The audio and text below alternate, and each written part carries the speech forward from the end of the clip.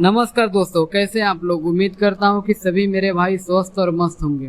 दोस्तों, आज सुबह मैंने आपको दबंग स्टार खेसारी लाल यादव की अपकमिंग मूवी का नाम बताया था, जिसका नाम है रंग दे बसंती। जी हाँ दोस्तों, कुछ इसी फिल्म से जुड़ी हुई कुछ अपडेट आया है। तो दोस्तों, क्या है अपडेट, आइए इस वीडियो में जानते हैं।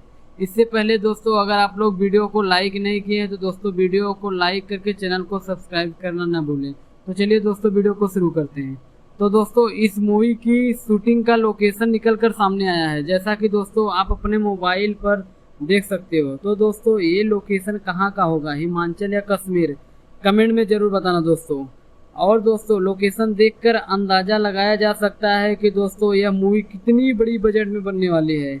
और दोस्तों, इस लोकेशन का खुलासा प्रेमांशु सिंह ने किया है, जो कि दोस्तों इस फिल्म के डायरेक्टर हैं। और दोस्तों, अगर ऐसी ही फिल्म लोकेशन पर बने तो दोस्तों फिल्म देखने में एक अलग ही मजा आएगा।